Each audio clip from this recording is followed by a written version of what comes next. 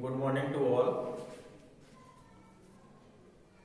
आज पहली क्लास है हमारी क्लास 10 मैथ्स की, जिसका फर्स्ट चैप्टर है वास्तविक संख्या। तो आज वास्तविक संख्या के बारे में बात करते हैं। वास्तविक संख्याएं होती क्या है? तो संख्याएं हमारी दो प्रकार की होती हैं, एक वास्तविक संख्या और काल्पनिक संख्या। तो आज हम बात करने वाले हैं वास्तविक संख्याओं के बारे में। तो वास्तविक संख्याएं क्या होती हैं, देखिए जानते हैं वास्तविक संख्याओं के बारे में। वास्तविक संख्या यानी रियल नंबर।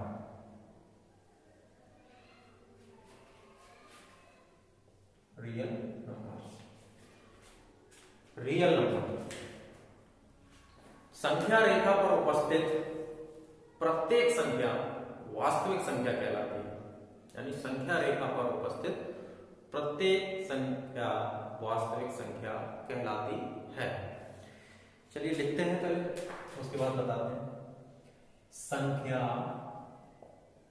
रेखा पर उपस्थित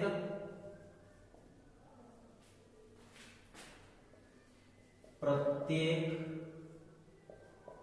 संख्या वास्तविक संख्या कहलाती है। वास्तविक संख्या कहलाती है। नहीं समझ में? संख्या रेखा क्या होती है? संख्या रेखा क्या होती है हमारी? संख्या रेखा जैसे ये हमारी कोई संख्या रेखा है, एक रेखा जिसका मिड पॉइंट होता है 0। दाईं ओर सभी धनात्मक संख्याएं और बाईं ओर सभी ऋणात्मक संख्याएं होती हैं। दाईं ओर सभी धनात्मक संख्याएं होती हैं, यानी इधर सभी पॉजिटिव होती और इधर नेगेटिव होती। तो इसमें हम लेते हैं 1 2 3 4 5 अनंत तक चलती हैं। 1 2 3 4 5 1 2 3 4 5 डॉट डॉट डॉट इन्फिनिटी तक। -1 -2 -3 -4 -5 डॉट डॉट डॉट इन्फिनिटी तक। इधर भी इन्फिनिटी तक चलते हैं और इधर भी इन्फिनिटी तक ही चलता है। तो ये जितनी भी इस रेखा पर जो संख्याएं जो व्यक्त कर सकते हैं, यानी प्रदर्शित कर सकते हैं, इस पर जो उपस्थित हो जाती हैं जो भी संख्याएं, उनको हम सभी को वास्तविक संख्या कहते हैं। क्या कहते हैं? वास्तविक संख्या कहते हैं। अब इस संख्या पर जैसे हम वास्तविक संख्या 1 2 3 ये तो पूर्णांक हो गए, इसके अंदर भी आ जाएंगे 1/2 है, 1/3 है, 1/4, ये सभी वास्तविक संख्याओं के रूप में ही लिखी जाती हैं। इनको सभी को हम वास्तविक संख्याएं भी कहते हैं। इसमें एक मुख्य बात ये है कि किन्हीं दो वास्तविक संख्याओं के बीच में कई वास्तविक संख्याएं आ सकती हैं या रखी जा सकती हैं। अनंत संख्याएं उपस्थित होती हैं।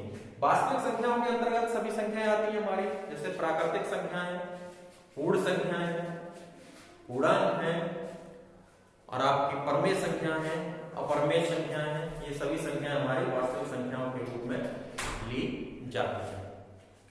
तो वास्तविक संख्याओं को हम दो भागों में बांटते हैं।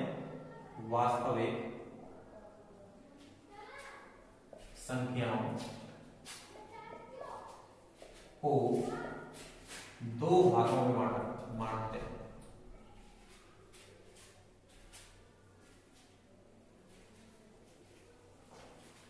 नंबर फर्स्ट परमेय संख्या,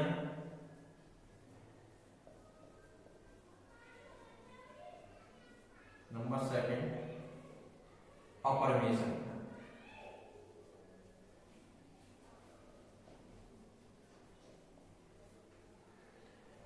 आज हम परमेय संख्याएं और अपरमेय संख्याओं के बारे में चर्चा करते हैं, बात करते हैं। तो परमेय संख्याएं क्या होती है?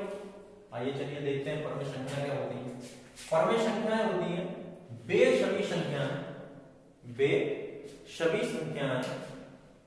जो P/Q के रूप में व्यक्त की जा सकती हैं।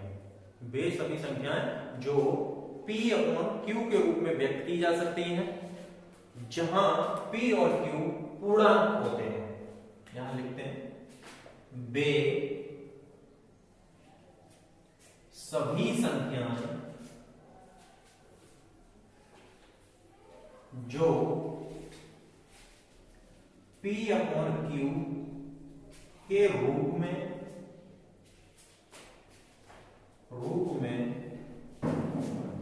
लिखी जा सकती है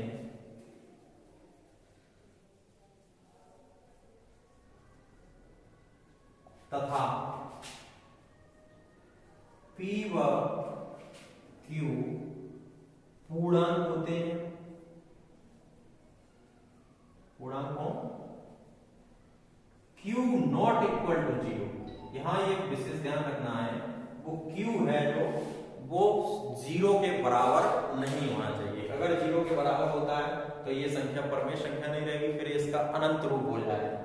तो वे सभी संख्याएं जो p अपॉन q के रूप में लिखी जा सकती हैं तथा p व q पूर्णांक हो। p व q पूर्णांक हो और q शून्य के बराबर न हो तो उसे हम परमेय संख्याएं कहते हैं। इनके दूसरी भाषा भी है, दूसरी डेफिनेशन ये कह सकते हैं, वे सभी संख्याएं जो दशमलव रूप में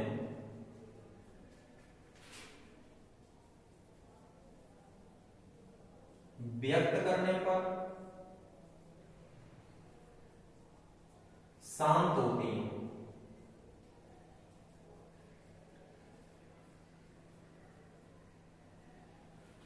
शांत होती हैं, क्या कहलाती हैं? परमेय संख्या कहलाती हैं। परमेय संख्या कहलाती हैं। तो हम दोनों तरीके से भी कह सकते हैं परमेय संख्या कहलाती है। जैसे एग्जांपल देंगे 4/5, ये क्या है हमारी परमेय संख्या। 4/5 क्या होगी? हमारी परमेय संख्या होगी, क्योंकि हमें क्या कहा है, वे सभी संख्याएं जो p अपॉन q के रूप में लिखी जा सकती हैं तथा p व q पूर्णांक हो। क्योंकि p, अब यहां पर देखते हैं तो ये ले लीजिए p/q, ये p हो गया, ये q हो गया। दूसरी कंडीशन क्या है, 4 पूर्णांक है, 5 भी पूर्णांक है और q not equal to 0। q बराबर यहाँ क्या है? 5 है, तो q नॉट इक्वल टू 0 भी हो गया। तो ये हमारी संख्या क्या कहलाएगी? परमेय संख्या। परमेय संख्या कहलाएगी। हम इसको परमेय संख्या कह सकते हैं। दूसरी डेफिनेशन हमारी ये कहती है, क्या कहती है कि सभी संख्याएं जो दशमलव रूप में व्यक्त करने पर शांत होती हैं उन्हें हम क्या कहते हैं? परमेय संख्या कहते हैं। तो शांत दशमलव में व्यक्त करते हैं इसको, तो कितना हो जाएगा? दशमलव में व्यक्त करेंगे 4/5, तो इसको हम लिख सकते हैं 0.8, 5/40 शांत हो गई। तो इसको मतलब ये होगा कि ये भी हमारी कैसी है? परमेय संख्या है। परमेय संख्या है तो इसका आगे चलते हैं परमेय संख्या को। अब यहाँ पर बात आती है हमारी शांत और अशांत की। शांत और अशांत की, तो शांत संख्याएं और अशांत संख्याएं कौन सी होती हैं? तो इसको हम देखते हैं, थोड़े इसको बिगाड़ दिया जाए, नोट कर लो। चलिए देखते हैं।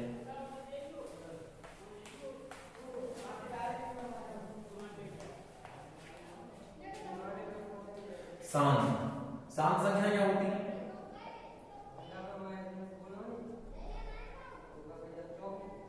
शांत संख्या होती है जैसे 5/20, या यहाँ दूसरी संख्या कर लो 7/20 कर लो, 7/20। अब 7/20 है, इसका मतलब यह है कि कोई भी शांत संख्या वे सभी संख्या कहलाती है। जैसे इसको हम लिख सकते हैं 2 की घात 2 और 5, कितना लिख सकते हैं?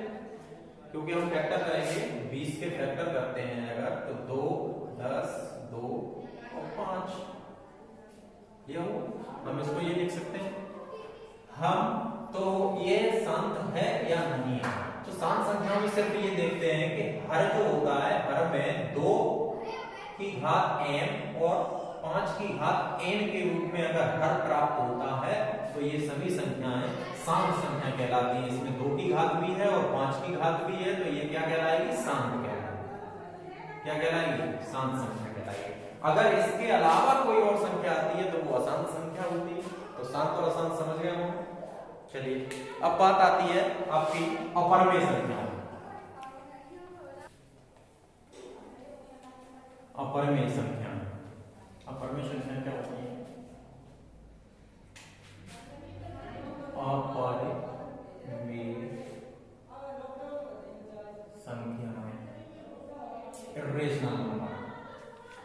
अपरमेय संख्या क्या होती है? अपरमेय संख्या वे होती है वे सभी संख्याएं जो दशमलव रूप में व्यक्त करने पर तो अशांत होती हैं, जो दशमलव रूप में व्यक्त करने पर अशांत रूप में आती हैं। पहली परिभाषा। दूसरी परिभाषा यह है कि जिन्हें हम P/Q के रूप में व्यक्त नहीं कर सकते, यानी वे सभी संख्याएं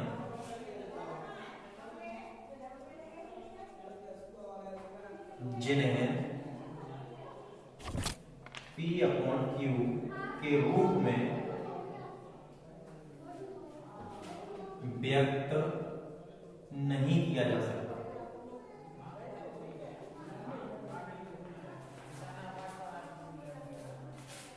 सेकंड है वे सभी संख्याएं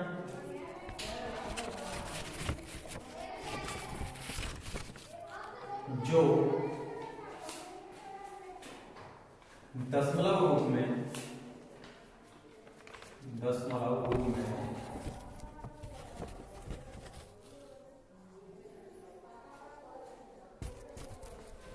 अशांत होती है,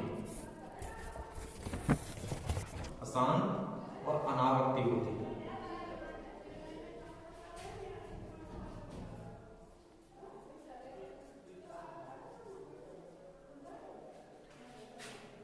जैसे पाई, √3, √5 इत्यादि काफी संख्या होती है।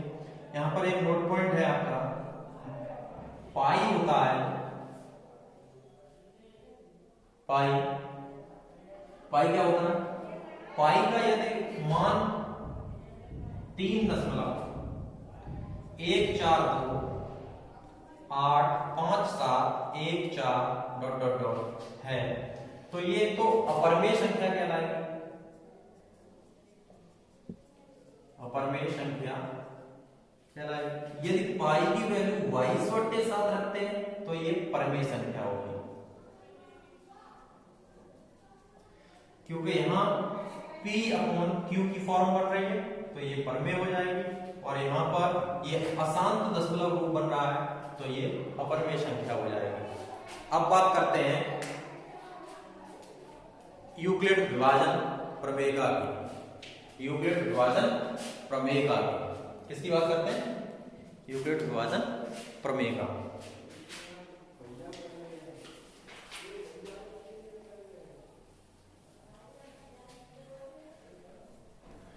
यूक्लिड विभाजन प्रमेय का इस चैप्टर में मुख्य उद्देश्य यही है, यूक्लिड विभाजन प्रमेय का। यूक्लिड विभाजन प्रमेय का होती क्या? जैसे कोई संख्या ले लीजिए, जैसे हमने ले लिया 37 डिवाइड बाई 5। 5 का अगर भाग दें 37 में तो कितने बार जाएगा? 5 सत्ते 35, 35 हो गया, बचा कितना? 2। ये शेष पर हो गया। तो हम इसको किस तरीके से लिख सकते हैं? 37 बराबर 5 गुणा 7, 5 गुणा 7 तो प्लस 2, 5 गुणा 7 और प्लस 2। तो हम इसको क्या लिख सकते हैं? ये क्या है हमारा? भाज्य। तो भाज्य बराबर भाजक गुणा भागफल और प्लस शेषफल। ये हो गया। इसको हम चाहें तो इस तरीके से भी लिख सकते हैं, A equal to VQ plus R, जहां a बराबर भाज्य, b बराबर भाजक और q बराबर भागफल, r शेषफल। ये जो प्रमेय है हमारी, इसको हम कहते हैं यूक्लिड विभाजन प्रमेय का। इसको यूक्लिड विभाजन प्रमेय का कहते हैं, यूक्लिड विभाजन प्रमेय का। चलिए इससे संबंधित कुछ प्रश्न करते हैं आगे, इसको नोट कर लो।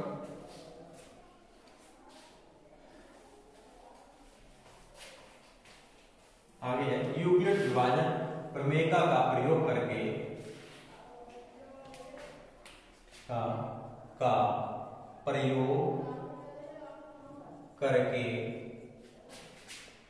मासापा ज्ञात कीजिए। मासापा ज्ञात कीजिए। अब मासापा ज्ञात करते हैं तो किस तरीके से करते हैं? अभी तक हमने मासापा ज्ञात किए थे तो गुणनखंड विधि से किए थे, भाग विधि से किए थे। यहाँ यूक्लिड विभाजन विधि की बात चल रही है, तो यूक्लिड विभाजन विधि से कैसे करते हैं? यूक्लिड विभाजन विधि में यूक्लिड विभाजन प्रमेय का प्रयोग करेंगे। किसका करेंगे? प्रमेय का। यूक्लिड विभाजन प्रमेय का प्रयोग करते हैं। तो यूक्लिड विभाजन प्रमेय का के कोई उदाहरण लिख लीजिए। जैसे हम क्वेश्चन लेते हैं, पहला प्रश्न ले लेते हैं, एग्जाम्पल लेते हैं। एग्जाम्पल ले लिया आपने, जैसे 70,40, इसका हमें मासापा निकालना। क्या निकालना? मासा। और मासा होता क्या है? इसमें जो अंतिम भाजक होता है उसको ही हम मासा कहते हैं। जैसे देखिए इसमें सबसे पहले हम देखते हैं कौन सी संख्या बड़ी है, तो 70 बड़ा है 40 से। अब हमारा ये भाज्य होगा वो 70 होगा, भाज्य क्या होगा? 70 होगा और भाजक 40 होगा। तो इस तरीके से हम किसका प्रयोग करेंगे? हमारी प्रमेय का है A equal to VQ plus R। इसके रूप में ही इसको लिखना है। तो इसमें स्टेप प्रथम जो दिया हुआ है वो क्या होगा? 70 बराबर 40 गुणा A, 40 गुणा A प्लस, अब यहां बचे कितने? 40 से कम 40, 70 में से 40 घटाते हैं तो कितने प्राप्त होते हैं? 30। कितने प्राप्त हुए? 30। तो इसका मतलब ये हुआ R नॉट इक्वल टू 0, कि हमारा जो शेषफल है वो 30 प्राप्त हो गया। इसका मतलब ये हुआ कि R जो यानी R है रिमाइंडर यानी शेषफल वो हमारा 0 के बराबर प्राप्त नहीं हुआ। तो यह क्रिया हम तब तक करते हैं जब तक शेषफल हमारा 0 प्राप्त नहीं होता है। तो हम इसको आगे चलते हैं। तो अगला जो भाजक होता है वो भाज्य का रूप ले लेता है। तो 40 बराबर जो शेषफल होता है वो भाजक का रूप ले लेता है। 30 गुणा 1 हो जाएगा और प्लस यहाँ 30 से कम 30, तो बचे कितने? 10, यानी R नॉट इक्वल टू 0। यहां पर भी इसी तरीके से हुआ। अब हम क्या करेंगे? अगला लेते हैं, फिर भी यही क्रिया करेंगे। तो 30 यहां आ जाएंगे और भाग देंगे किसका? हम 10 का। 10 का कितने बार जाएगा? 3 बार। 10 दिया 30 और plus 0, R not equal to 0। नहीं, यहां पर R 0 हो गया तो R 0 लिखेंगे। जब R 0 हो जाता है तो यहां पर हम ये देखते हैं कि अंतिम भाजक था क्या हमारा। तो अंतिम भाजक हमारा क्या है? अंतिम भाजक है R बराबर 0 लेंगे तो अंतिम भाजक 10 है। तो 10 जब है तो हम इसको क्या लिखेंगे? अंतिम भाजक बराबर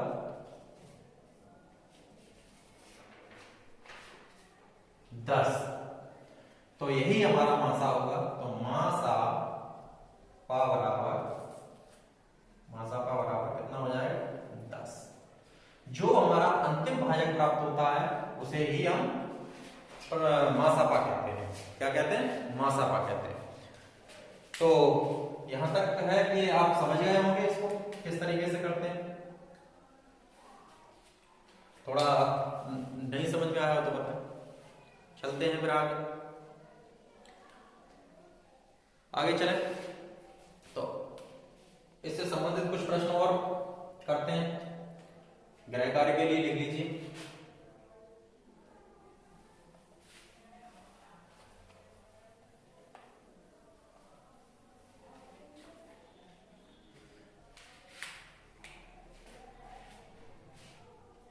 गृह कार्य लिखो होमवर्क।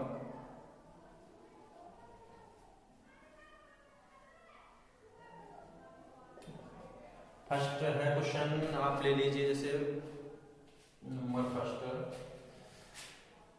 5688। सेकंड ले लीजिए 135 व 225। तीन ले लीजिए, तीन है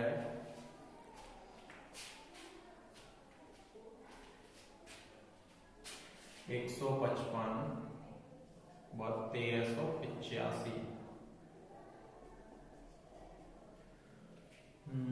अगला है 105 के साथ कोई जोड़ लीजिए, 105 व 1335। ये चार होमवर्क में करेंगे। ठीक, इसी के साथ धन्यवाद।